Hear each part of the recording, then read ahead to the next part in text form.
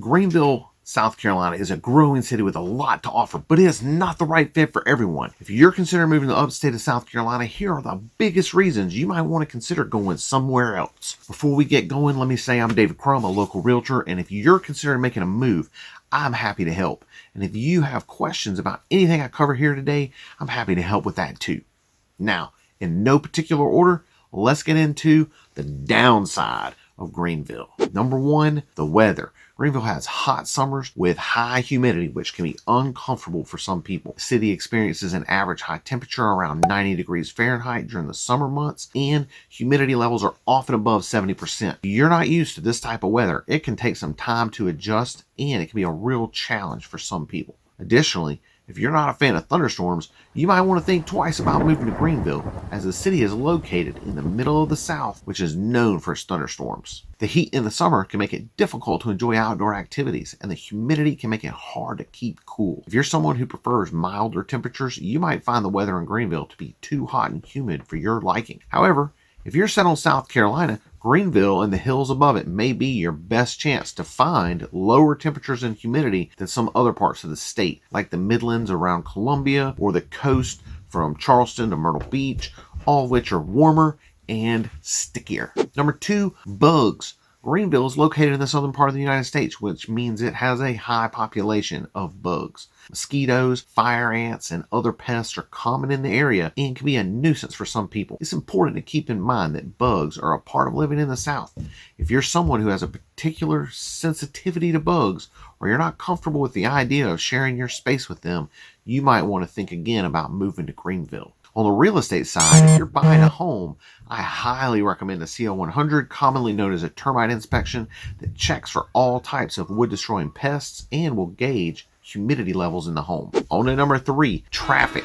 With a growing population, that means more traffic on the roads around Greenville. This can make getting around the city more difficult and time-consuming. Rush hour traffic in Greenville can be heavy in places, and you may find yourself spending a lot of time sitting in traffic if you're commuting to work or school. This can be especially frustrating for people who are moving here and used to living in smaller cities or places where traffic is not a major issue. The traffic in Greenville can be a real problem on some interstates, especially during rush hour, and can make it difficult to get around the city. If you're someone who doesn't like sitting in traffic, you might want to reconsider moving to Greenville. I personally try and avoid some stretches of the interstate during rush hours, since it can be more unpredictable than taking the surface roads. The problem spots are around 85, 385 interchange going on to Woodruff Road, and 85 passing the Pelham Road area seem to be the worst congestion to meet. Number four, cost of living. Greenville is a growing city, which means the cost of living is increasing.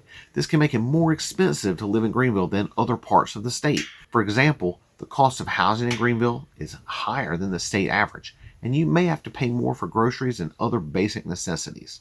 Additionally, the cost of healthcare, transportation, and other services are also higher than in some other parts of the state. If you're on a tight budget, you might find that the cost of living in Greenville is too high for you. The city is growing and there's a lot of development happening, but this growth comes with an increase in prices for food, housing, and other necessities. If you want to be in the upstate but save on cost of living, it can be good to look around at smaller towns nearby. You can get more home and land for less money if you're willing to be 20 to 30 minutes outside of downtown. Some areas to consider would be Duncan, Inman, Lyman, Woodruff, Piedmont, Powdersville, Easley, and more. If you need more help there, just ask. Number five, limited job opportunities. While Greenville has a growing economy, it may not have as many job opportunities as larger cities. This can make it harder for some people to find work. If you're looking for a specific type of job or industry, you might want to check and see if there are as many opportunities in that field in Greenville before you move here. Greenville's current metro population is nearing 1 million,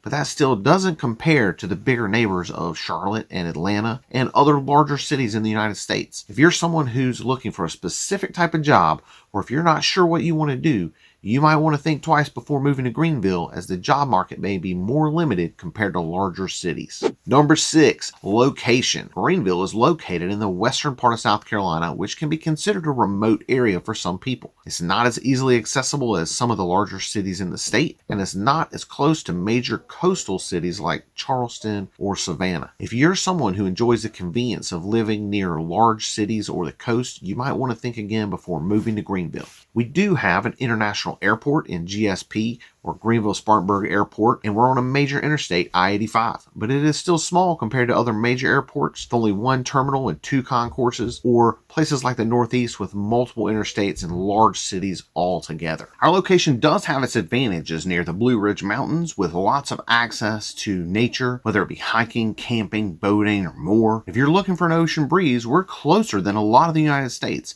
but still 3 to 4 hours away from getting your toes in the surf. It's important to keep in mind that these are just some of the potential downsides of living in Greenville, South Carolina.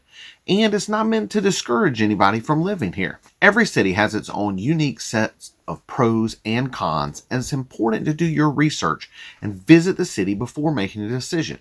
Additionally, some people will find that these potential downsides are outweighed by the many benefits of living in Greenville, such as its growing economy, beautiful downtown, friendly community, and more. You can check out some of my other videos for some pros of moving to Greenville. Please subscribe for more content, and when you're ready to make a move, I'm here to help.